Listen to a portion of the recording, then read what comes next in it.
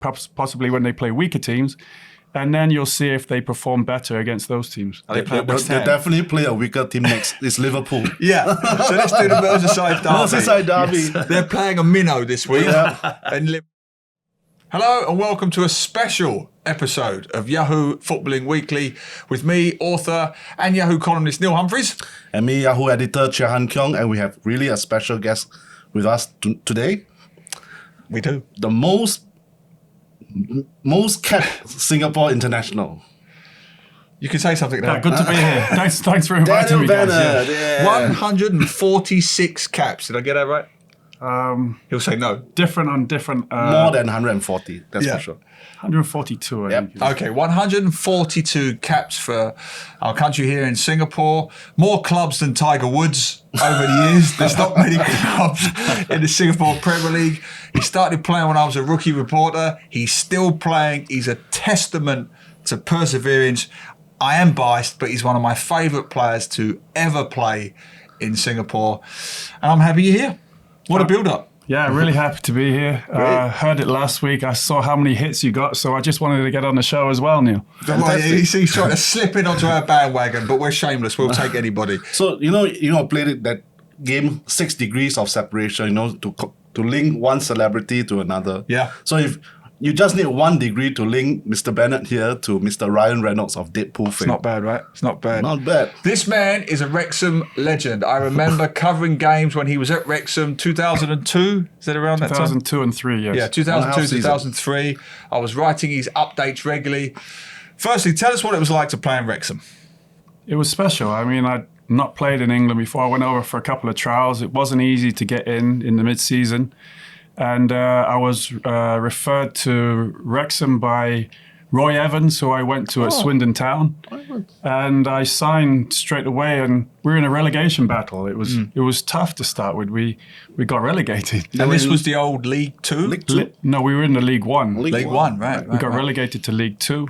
And then the following year, when I signed again, we got promoted, which was a fantastic year. Oh. So, no disrespects to the current Wrexham side, which we'll get to. So you were 2 divisions above the current Wrexham. That's right, yes. Right.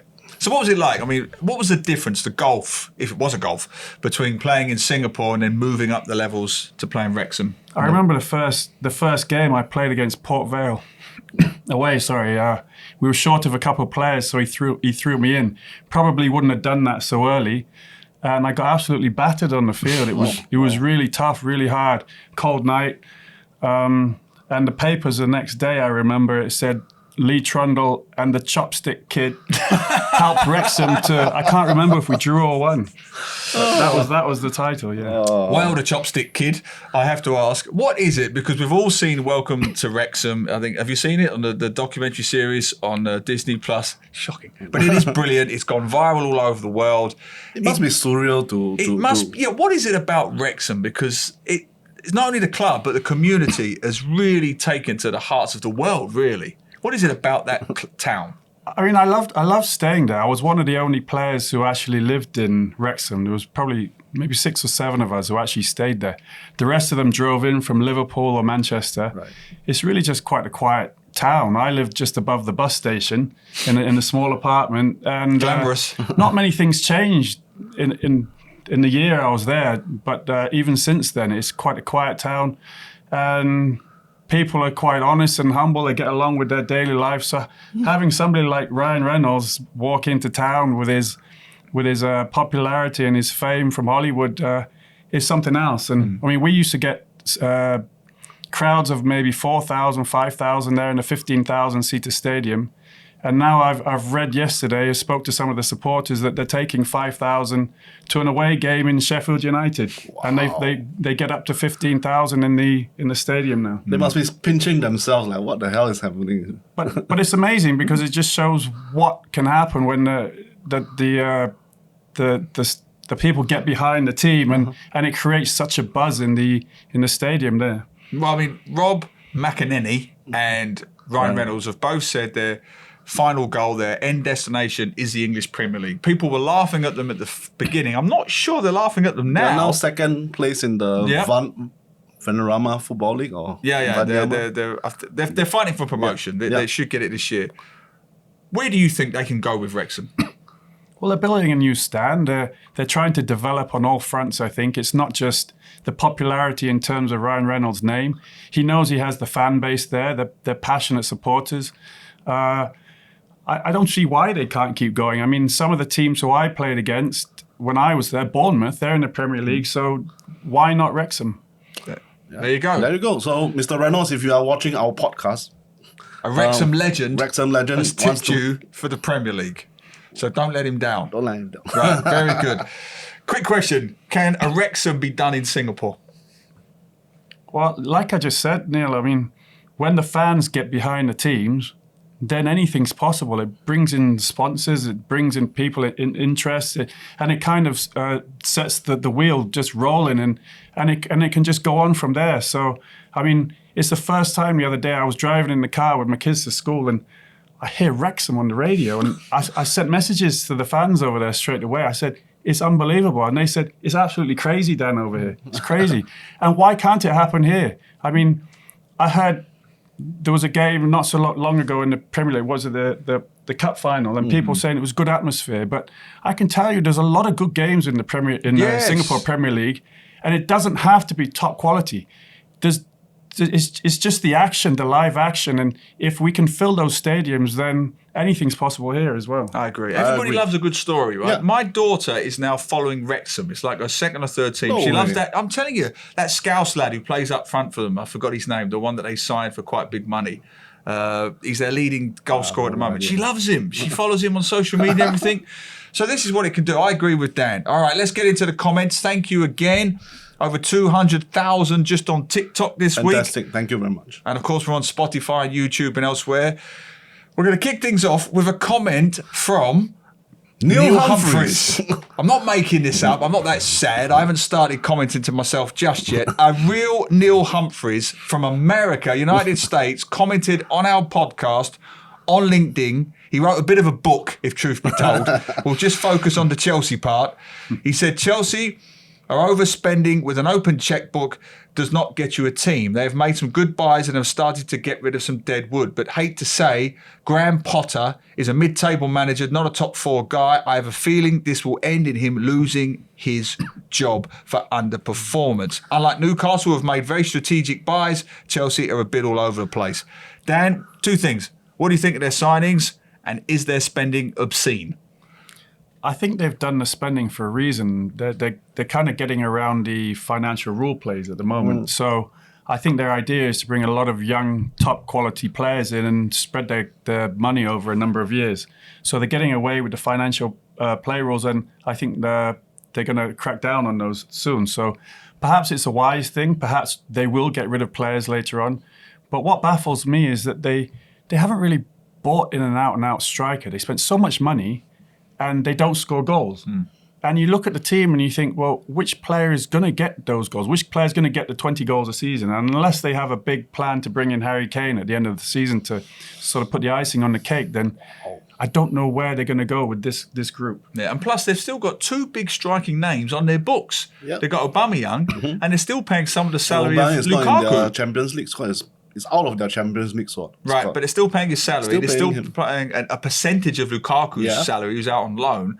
And yet, as Dan says, they haven't even got anybody scoring the goals for them up That's why it's front. 0-0 against Fulham, their previous game. Yeah, shocking. And I'm struggling to contain my indifference. All right, speaking of obscene spending, let's get down to the story of the week. Just broken. Manchester City. This is extraordinary. They have been charged with more than 100, it's about 115 or something, breaches of English Premier League's financial rules. This is unprecedented since the English Premier League began. Yep. There has never been an investigation like this. There's never been as many charges as this. It's very long and detailed, but I'll just give you the overview and then we'll get down into it. This is what they've been accused of, right? A, failing to provide a true and fair view of the club's financial position. That effectively alleges a form of cheating. B, failing to include full details of player and managers' remuneration, salaries. C, failing to comply with rules regarding financial fair play. And finally, and this is extraordinary, failing to cooperate in a Premier League investigation that is concluded after more than 4 years. So they supposedly, allegedly withheld evidence or didn't comply and so on and so on. It's shocking. It's staggering. I think I saw a Guardian columnist who said that this is a betrayal of the fair game. I agree. Yeah, totally agree. And because of this news broke, there's a lot of talk in Liverpool fans and Manchester United fans because of all the 6 titles which Manchester City won during this period. Manchester United and Liverpool are the only teams which finished second behind them. 3 titles each. Wow. If they strip Man City of all 3 titles, there we go. 3 titles, we win 3 titles each at one goal. Firstly, that's not going to happen. That's not going to happen. Secondly, it shouldn't happen. and I'll say why in a moment. But Dan, what do you think of all this? I know it's all alleged and it's allegations. This is going to be a long investigation. But what's your gut I think reaction? that's the main thing, that it's taken them 4 years to get to this point. And City are adamant that they've done nothing wrong, and they've had charges against them before which have been dropped. So I think this is going to rumble on for a long, long time. The only thing that I thought of straight away, Neil, was that if they go out the league, Everton might have a chance to stay up. Every fan's got his own agenda. Well, this is the point. Right? I want to get your take on this because when I first heard the news, if they are found guilty of these charges, it's a big if, right? And so, as Dan says, they managed to get out the UEFA thing, but that was on a slight technicality, by the way. They said that time had elapsed between time lapse things, and so on. If they are found guilty of these, I personally believe they should be relegated. Because, and I take your point earlier, it is a betrayal of the game. It is, because we believe, we buy season tickets, we buy cable TV packages, we sit in front of the television, and we like to think that what we're about to see is a level playing field of sorts. Now, all right, I know the jokes. West Ham, Man U will never be a level playing field. I get that part. But within the boundaries of the law, what we're about to watch is fair and legal. At least that everybody is at least following the rules. Yeah. Following what are the guidelines and then playing within those parameters. And if somebody is richer, obviously, and if somebody is better in football tactics, fine. But But you play by the same rules. Everybody plays. If you're not, you're cheating everybody. Yeah. You're cheating us, you're cheating the fans, you're cheating the guy who saves up for his season ticket, the guy who gets the train to the game, the guy who saves up $100 to buy his cable subscription in Singapore. You are cheating everybody. And if you are found guilty, you should be relegated. Now, your argument about the titles, that one I can't accept because that is a real butterfly effect. Why? Where do you stop? If you take away that title, then that means they get the title, which means they qualify for the Champions League, which means this team didn't get relegated, which means this team could have won the FA Cup with. You'd be going on forever. Just the league. Butterfly effect. Don't look back, look forward. Relegate them. Okay. Before we finish with this, there's this wonderful tweet from Troll Football, which gives fake tweets. And then it just says, UEFA say that they will not strip Manchester City of their Champions League title. All right, Dan, which they as a don't have player, anyway. what do you think? I mean, just purely from a playing perspective, do you think other players would feel cheated? Other teams would feel cheated? Do you even think the Manchester Manchester City players, like even Guardiola, do they have entitlement to feel that their team have let? I think Guardiola will feel a little bit cheated if he finds out that the finances were done unfairly. But to be honest, I've enjoyed watching City last couple of years. I mean, they're a great team. When you go and play your FIFA 19 or what FIFA, that's what I've been playing with my son lately. When you go and play it, you bring all the best players you can and you enjoy playing it because you're the best team. And I've enjoyed watching City. So, I mean, I hope they're not found guilty because they're such a joy to watch.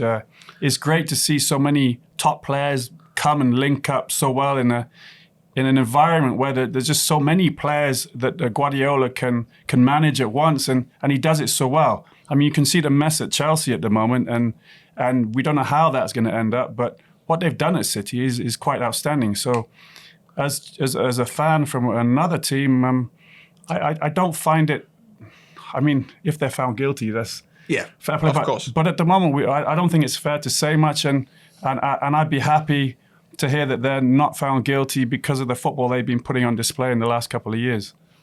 Yeah, I can't disagree with the football. The football is fabulous. Although it is funny, there's a quote doing the rounds now that Pep Guardiola was asked, wasn't he, during the time of the UEFA allegations. Yeah. And he said, I went to them, and the bosses, and I asked them, are we guilty of anything? And they said no, and that was good enough for me. And if I find out that they're lying, I will leave the next day. So he's got that now. That's now a ball and chain. He can't go back on that. But I do have to wonder. Can't wait for the press con this Friday. So, I mean, what happens in that boardroom meeting? Does Pep go in and say, have you done anything wrong? No. Okay, thanks. Okay. Is that it? Like, is Santa Claus real? Yes. Yeah. Okay, thanks. I mean, what? I mean, come on now, Pep. Get a grip. But have you seen their sponsors? I mean, every single Abu sponsor. Dhabi, Abu Dhabi, everything. All right, well, we'll see. But let us know what you think, more importantly. Do you think they'll be found guilty? It is all allegations at this stage. And what do you think should happen to them? Send all your comments to Yahoo Southeast Asia on YouTube, Yahoo SG, Yahoo_MY on Twitter, and Yahoo SEA on TikTok. And now he wants to skip this segment, but I'm not Come going to skip on, it for skip two reasons. it. I'm not going to skip it for two reasons. One, Liverpool this week was arguably the worst Liverpool performance of the entire season. Two, Dan is an Everton fan. Oh, come on. I don't know what more reasons we need. So we won't repeat ourselves. Dan, Liverpool, where are they at and why? Well, I think everybody suggests that it's a sort of a hangover from last season, which I agree in a way. But I think one of the biggest things is that they lost Sané. Yeah, I agree. Oh, yeah. And he was absolutely fundamental to that threesome up front. I mean, Firmino's not been playing either. So that three-pronged attack which they had has been decimated, and they just haven't been able to recover from that. Núñez, who they brought in, is obviously struggling. I think there's been an awful lot of pressure on him from the start. It's not made it easy. I think he's probably a decent player, but they're just not scoring either, just like Chelsea. And when you don't do that, you start to concede goals, and then you start to lose the confidence at the back as well. And I watched the last game, they lost 3-0 to Wolves, and they're awful at the back. And that's what happens. I mean, I've played in teams where that happens, and it's quite a long road back, but I heard Klopp say that he will get it right, and I believe he will. Let me just ask you this, because we've repeated ourselves many times on this show. He hasn't changed the basic pressing model that has achieved so much success for him. And the theory goes he doesn't have the central midfield grip anymore. Therefore, the likes of Alexander-Arnold and Robertson are being more exposed behind. As a centre-back yourself, one of the best this country's ever produced, as a centre-back yourself, is there any truth to that? Are they being exposed because Klopp won't adapt his tactical model? Yeah, I believe that they are exposed. And when you're a defender and you get midfielders running onto you, like I've seen Liverpool have to deal with, it's very, very difficult. But I know that majority of those managers, they stick to their game plan. They stick to the way they want to play. You saw Guardiola in his first season in England. He struggled really badly with playing out from the back. But now you see every team in England doing it because he made it work, and they're stubborn. They believe in what they do. And when they show that belief, in the end, it comes through and the players believe it. And that's why they're successful managers, because they stick to their game plan. And I believe he will get it right. He probably needs to change a couple of players, add a little bit of freshness to the midfield. And I'm sure next season, when they do maybe have this to the back of their mind about last season where they missed those two huge opportunities, then they'll kick off again. Next season, they'll have Sean Dyche. Now, anything you'd like to add to that, Liverpool fan? No, nothing. He's very quiet this week on the Liverpool front. All right, you kick off with Everton. How good were Everton last week, Liverpool fan? Lucky. Okay. In all fairness, it was a very much improved performance than the past few games. And, it's amazing. I always marvel at how teams can turn around with immediately after a manager comes in, gives that manager's bounce, the new manager's bounce. But how does it feel to have a manager come in into a side which is struggling, and then how do managers usually give your a bounce, give Is there a genuine honeymoon bounce? Because I was looking at the stats here. Keong is right. They ran further as a collective unit in one game for Dyche than they had in any other game for Lampard this season. So something has happened on the training ground. I think the biggest thing is everybody knows they're in with a shout again. Everybody's on a level playing field. I mean, the good example was Doucouré, who seemed to have fallen out with Lampard, and with him being one of the top midfielders at the club, you just can't afford at a club like Everton to have him sitting on the sidelines and watching. So to have him back, and then you got Guy and that beast, Onana, he's absolutely unbelievable. I just hope they can cling on to him. Those three in midfield, I mean, you'd expect a performance like that. But having said that, you look at the Man City game a couple of weeks ago, and Everton are actually a team who play better against the top teams because they're more comfortable sitting off and then counter-attacking. So when they play City, they drew. And so if you're talking about a bounce, I think you have to maybe look at next week and the week after, possibly when they play weaker teams. And then you'll see if they perform better against those teams. They definitely play a weaker team next. It's Liverpool. Yeah. So let's do the Merseyside derby. Merseyside derby. Yes. They're playing a minnow this week in Liverpool. Let's go down the line. Let's have some predictions. Oh, come on. I'll be happy with, if it's at Anfield somewhere, I'll be happy with a 1-1 draw. I'm going to pick a draw. I'm sitting on the fence. I just can't see Liverpool. And I think Sean Dyche will fire them up and they'll run themselves to death. And I just think they'll be really up for Everton. every match coming. I think it's going to be Everton's biggest chance in years to actually win. And win at Anfield, that would be absolutely amazing. Oh, man, that would be the ultimate I think nightmare. a player like Nunes could get sent off as well if they wind him up. Yep. Good shout. And that could really settle the game for Everton. I think Klopp could get wound up. No problem. No, I think Klopp could get wound up in this game. He's been wound up in the last few weeks. We saw his comments with the journalist last week. Yeah. He's getting a little bit tiresome with his constant niggly behaviour in press conferences. And all I'll say about that briefly with Klopp is Klopp seems to forget all of the other teams that he's trounced 4-5 and 3-0 in the last few years, right? You didn't see their managers coming out in press conferences after they've been stuffed by Liverpool, sulking and being temperamental. And you have to take your defeats on the chin. You know, you have to show the same humility when you win as when you lose. Which is true, and I do find his behaviour really, really strange, but we have lost a lot. Well, it'll be worse when he loses the derby this weekend. But let us know what you think. What is going to be the scoreline in this one-sided Merseyside derby this week? Send all of your comments and predictions to Yahoo Southeast Asia on YouTube, Yahoo SG, Yahoo_MY on Twitter, and Yahoo SEA on TikTok. Thanks, Dan. That was brilliant. Wrexham legend, Singapore legend Dan Bennett. And we'll see you all in part 2 where we'll talk Singapore football. See you there.